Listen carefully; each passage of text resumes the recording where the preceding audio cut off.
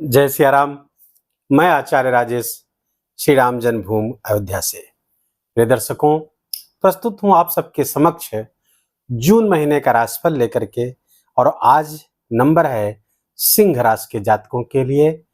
हम जानेंगे उनके स्वास्थ्य का हाल, उनके धनागमन, धन संचयन, उनके कैरियर, प्रेम प्यार, शिक्षा, संतान, गृहस्थ जीवन, भाग्य आदि सबको विस्तार से समझने का प्रयास करेंगे।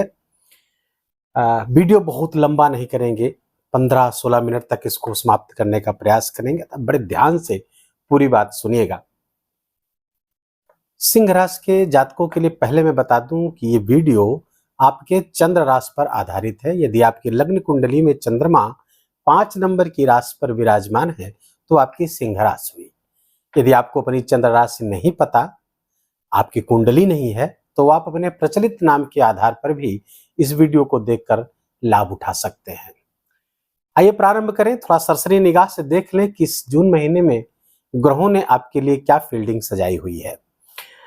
लग्न आपका खाली है, द्वितीय स्थान पर केतु विराजमान है और सप्तम स्थान पर शनिदेव अपनी मूल त्रिकोण राशि कुंभ राशि पर विराजमान है और शश नामक पंच महापुरुष राजयोग बना करके सिंह राशि के जातकों के लिए बैठे हुए हैं।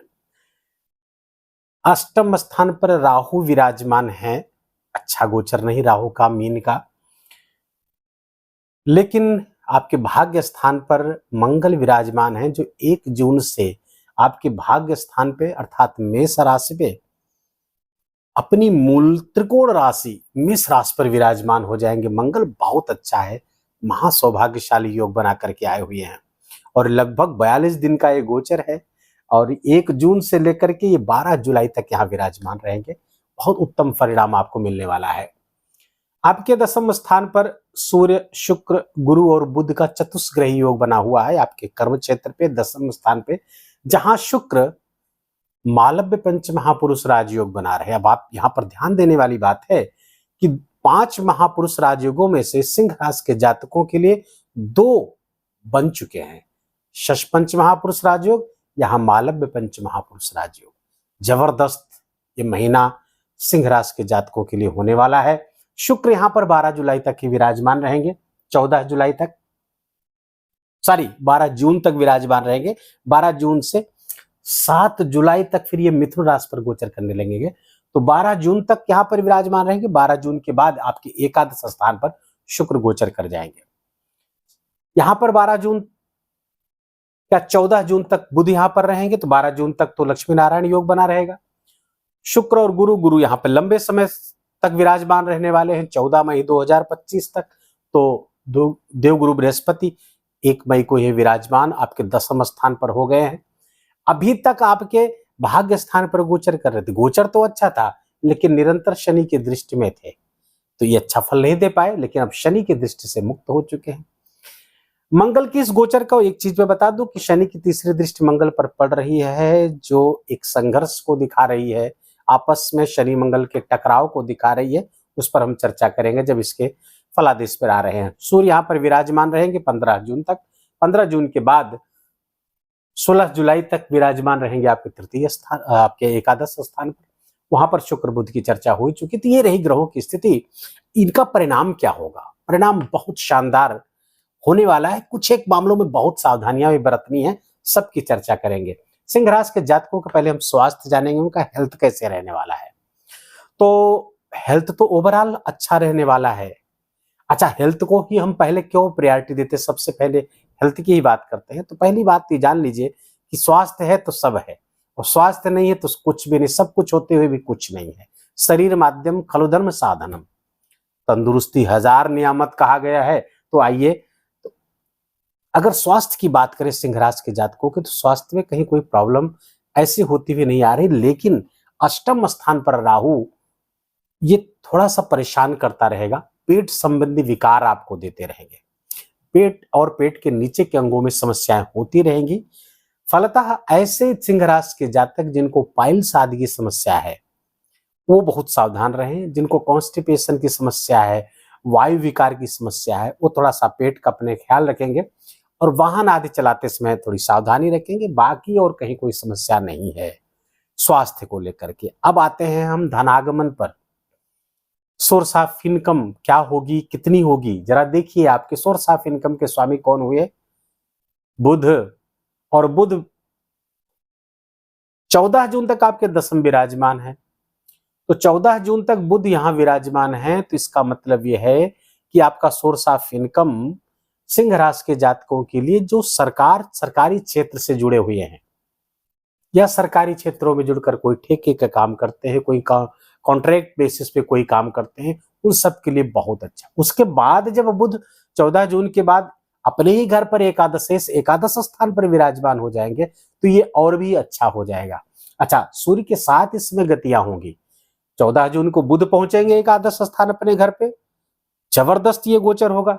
सूर्य भी 15 जून को पहुंच जाएंगे तो ये बुधादित्य योग बन जाएगा। यहाँ पर शुक्र 12 जून को गोचर कर ही जाएंगे, तो शुक्र और सूर्य का बनेगा कलानिधि योग, और शुक्र और बुध का महीने के मध्य के बाद लक्ष्मी नारायण योग बन जाएगा धनागमन वाले स्थान पर। तो कहना है क्या, इच्छाएं पूरी होने वाली हैं, कुछ बड़ी उपलब्धियां होने वाली है। सिंह राशि के जातकों को जिनकी प्रमोशंस ड्यू थी, प्रमोशन होने जा रही है। कुछ बड़ा अचीवमेंट, कुछ बड़ा प्रोजेक्ट, अगर प्राइवेट वर्क करते हैं तो कोई बड़ा प्रोजेक्ट पे आप जा सकते हैं, बड़ा डिजिग्नेशन दिला सकते हैं, बड़ा पद भी मिलने के चांस सिंह राशि के जातकों के लिए बने हुए हैं। सोर्स ऑफ इनकम के कई माध्यम जनरेट होते हुए दिख रहे हैं, कई तरफ से धन आपके पास आ सकता है। अब बुध कम्युनिकेशन का स्वामी है, तो कम्युनिकेशन से लाभ आपको होगा। जहां भी बात करेंगे, बात से लोगों को अपने प्रभाव में लेंगे और वहां से आपको लाभ होता हुआ दिख रहा है, वहां से इनकम होती हुई दिख रही, वहां से आपकी इच्छा पूर्ति होती हुई दिख रही है। इन तीनों ग्रहों की दृष्टि आपके पंचम स्थान पर पड़ रही है, नॉलेज से, स्किल से लाभ होता हुआ दिख रहा है। शुक्र और बुध वहां पर लक्ष्मी नारायण योग बना करके बैठ रहे हैं।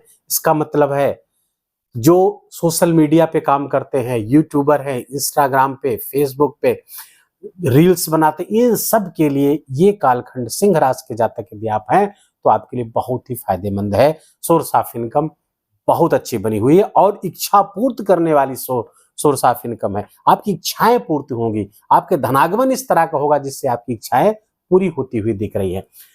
अब आते हैं धन पे। धन आएगा तो क्या रुकेगा भी कि सब खर्च हो जाएगा?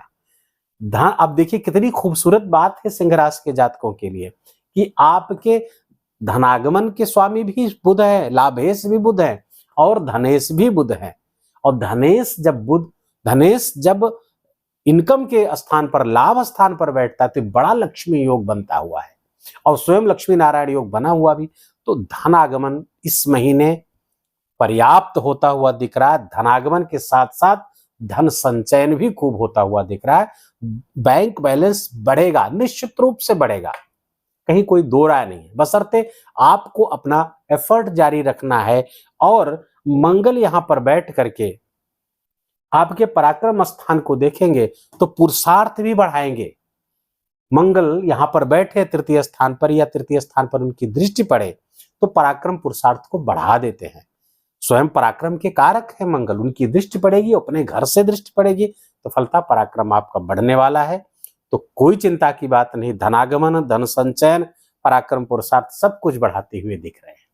कैरियर में विशेष, अब कैरियर को साथ साथ ले लेते हैं यहीं पे, कैरियर पर विशेष उन्नति आपको होती हुई दिख रही है। कारण क्या है? कैरियर के जो काल पुरुष की कुंडली के जो कैरियर के कारक है शनि, आपके सप्तम स्थान पर पंच महापुरुष राजयोग बना करके बैठे हैं। अब ये तो शुभ हो गए केंद्र के स्वामी, अब केंद्र के कारक होकर के केंद्र में ही बैठ गए। अब दूसरा कारकत्व तो प्राप्त है स्थान बल का, वो शुक्र है। शुक्र यहाँ पर मालव योग बना करके बैठे हुए, फलतः कैरियर में उच्चता। कैरियर में अगर आप सरकारी नौकरी कर रहे हैं तो सूर्य विराजमान है 15 जून तक, तो वहां से भी आपको लाभ, प्रमोशन, नई नौकरी के चांसेस, या फिर धनागमन के, कैरियर की उन्नति के, ना धन सो सोचिए तो कैरियर की उन्नति के कई मार्ग आपके सामने दिखेंगे। उन सारे मार्गों पर आपको विचार पूर्वक आगे बढ़ना है। आपके कार्य करने की शैली भी बढ़ेगी, कलात्मकता बढ़ेगी। ऐसे सिंह राशि के जातक जो आर्ट फील्ड से जुड़े हुए हैं, जो गीत संगीत कला इन सब चीजों से जुड़े हुए, वस्त्र व्यापार इत्यादि आभूषणों के व्यापार वगैरह से बैठे, तो आप व्यापार भी, जो व्यापारी वर्ग है सिंह राशि के, उनका व्यापार खूब बढ़ता हुआ दिख रहा है। अच्छा, सिंह राशि के जातक, चूंकि बुध की स्थिति, एक चीज और बता दूं, मैं मिस कर रहा था, जो बैंकिंग क्षेत्र से जुड़े हुए हैं, बुध बैंकिंग का कारक है, फिनांस का कारक है, तो वहां से भी लाभ बहुत जबरदस्त होता हुआ दिख रहा। प्रमोशन आदि की संभावनाएं लगातार बनाए हुए हैं। बुध जब से यहाँ आए हैं, प्रमोशन खूब स्थिति बनी हुई है, सूर्य भी साथ साथ है, तो कहना ही क्या, जबरदस्त योग बना हुआ है। अब आइए हम अगले विषय पर चलते हैं। अब हम आते हैं आपके शिक्षा और संतान पे। तो आपके शिक्षा और संतान के कारक है देवगुरु बृहस्पति, और 1 मई को वो आपके 10वें स्थान पर गोचर कर रहे हैं। पूरे 1 वर्ष के लिए गोचर करेंगे। 14 मई 2025 तक यही पर विराजमान रहेंगे, कर्म स्थान पर विराजमान रहेंगे। तो एक पद्म सिंहासन योग बना करके गुरु यहाँ विराजमान होंगे। मूल त्रिकोण के स्वामी केंद्र में बैठ रहे हैं, या केंद्र का स्वामी त्रिकोण में बैठ जाए तो ये पद्म सिंहासन योग होता है। ज्योतिष के विद्यार्थी हमारे नोट करते चले। तो इसके कारण पद्म सिंहासन योग बनेगा। तो नौकरी जिनके पास नहीं है, नौकरी लगेगी, नौकरी है तो प्रमोशन होगा।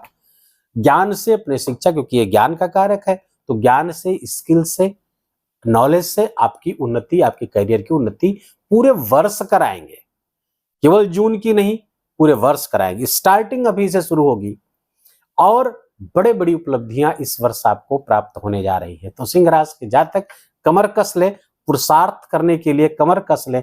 इस वर्ष आपको बड़ी बड़ी उपलब्धियां प्राप्त होने जा रही हैं। और गुरु की यहां से दृष्टि, 7वीं दृष्टि यहां पर पड़ेगी और 9वीं दृष्टि उनकी यहां पर पड़ेगी, आपके 6ठे स्थान पर। तो आपका कोई लड़ाई झगड़ा, वाद विवाद ना हो, किसी रोग से ग्रसित ना हो, तो मंदिर निरंतर जाते रहें, क्योंकि गुरु की जो 9वीं दृष्टि तभी एक्टिवेट होगी जब आप धर्म से जुड़ेंगे। तो धर्म से जितना जुड़ेंगे उतने ही लाभ आपको प्राप्त होगा। 9वां स्थान या काल पुरुष की कुंडली के आधार पर देखें तो 9वां स्थान धर्म त्रिकोण है, और गुरु की 9वीं दृष्टि धार्मिक धर्म दृष्टि होती है। तो धार्मिक क्रियाकलाप से जुड़ेंगे तो आपको बहुत सारे लाभ प्राप्त होंगे। गुरु की 7वीं दृष्टि से सुख बढ़ेगा, समाज में मान सम्मान आपका बढ़ता हुआ दिख रहा है। वाहन सुख, भवन का सुख, अपने घर का सुख, ये सब पड़ता हुआ दिख रहा है। शुक्र की दृष्टि भी पड़ रही है, चूंकि यहाँ पर मालव्य बना करके, मालव योग बना करके बैठ रहे हैं शुक्र। तो आप या तो नया घर बनवाएंगे, नया वाहन लेंगे, या अपने पुराने घर को डेकोरेट करेंगे, उनको सजाएंगे, संवारेंगे। ये सब चीजें आपको होती हुई दिख रही। कला संगीत आदि की मैंने बात की, वहां से भी आपके करियर में उन्नति दिख रही है। 15 जून तक सूर्य भी यहाँ देख रहे हैं, मंगल की राशि है, यहाँ पर सूर्य की दृष्टि पड़ेगी तो शुभ हो जाएगी। और फलतः बड़ी जमीन जायदाद का लाभ आपको प्राप्त होता हुआ दिख रहा है।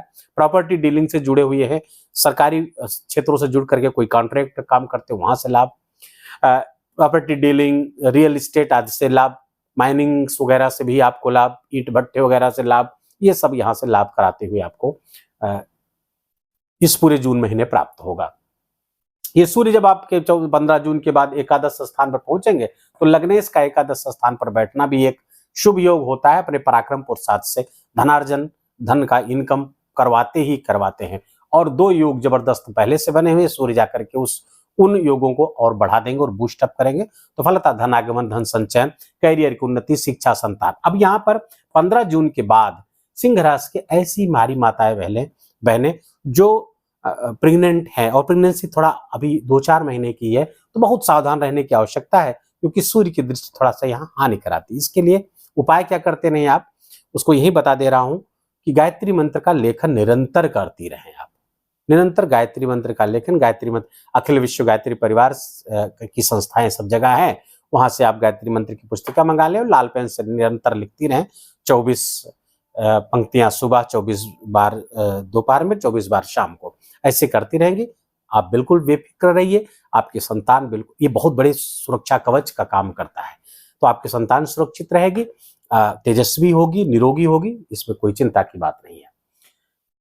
अब आते हैं आपके पारिवारिक जीवन में। पारिवारिक जीवन की प्रोटेक्शन शनिदेव एकदम लगातार देते हुए दिख रहे हैं, 7म पे ही विराजमान है।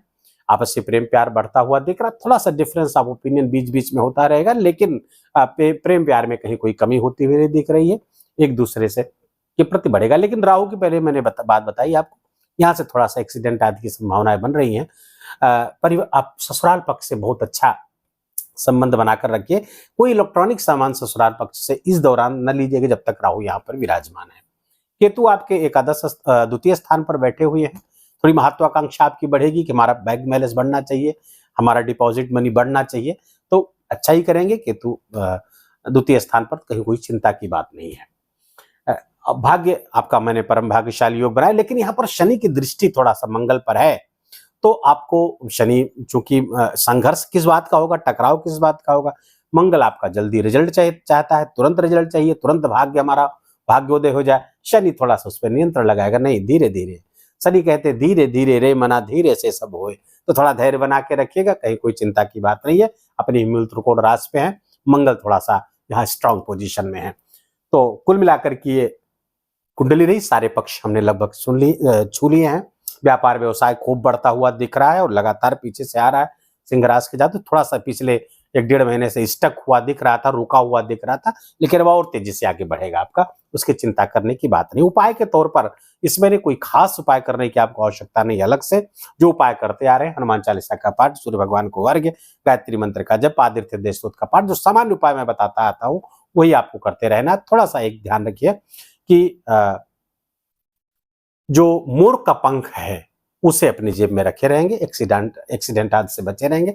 गाड़ी जब चलाएं, गायत्री मंत्र मन ही मन जपते रहेंगे, कभी कोई एक्सीडेंट आपका नहीं होगा, गारंटी है। अब आते हैं आपके इस महीने 2 एकादशियां पड़ रही हैं। अचला या परा एकादशी 2 जून को है, जो लोग एकादशी का व्रत करते हैं उनके लिए, और निर्जला एकादशी 18 जून को है। इसको नोट कर लीजिए। एकादशी का व्रत हर व्यक्ति को करना चाहिए। चंद्रमा, खासकर जिसका चंद्रमा पीड़ित है, नीच का है, पाप प्रभाव में है, दरिद्र योग बना करके बैठा है, केमद्रम योग बना करके बैठा, उन सब के लिए बहुत ही अच्छा, बहुत अच्छी रेमेडी है एकादशी का व्रत करना। पूर्णिमा व्रत भी होता है, एकादशी का व्रत भी होगा, क्योंकि एकादशी व्रत कृष्ण भगवान को समर्पित है। वीडियो को भी यही समाप्त करेंगे। वीडियो कैसा लगा? अगर आपको अच्छा लगा हो, आपके काम का लगा हो, मेरा बोलना आपका सुनना सार्थक हुआ हो, तो कृपा करके वीडियो को लाइक करिएगा और कमेंट में जय सियाराम अवश्य लिखिएगा। मेरा विशेष आग्रह है, इसमें आपका बड़ा हित छुपा हुआ है। जहां भी है, आप देश में हैं या विदेश में हैं, वहां से जय सियाराम लिखेंगे तो यहाँ अयोध्या भगवान श्री राम के चरणों तक आपका अभिवादन पहुंच जाएगा, आपका प्रणाम पहुंच जाएगा, भगवान का आशीर्वाद प्राप्त होगा। इसलिए मैं विशेष आग्रह करता हूं कि जय सियाराम कमेंट में जरूर लिखा करिए। चैनल पर नए हैं तो आपका स्वागत है, इसको सब्सक्राइब कर लीजिए। आपका अपना चैनल है, बेल आइकन की घंटी दबा लीजिए ताकि नए वीडियो का नोटिफिकेशन आप तक पहुंचता रहे। अपना खूब खूब ख्याल रखिए, अपनों का ख्याल रखिए, माता पिता की खूब सेवा करके उनका आशीर्वाद लेते रहिए। जय जय सिया राम।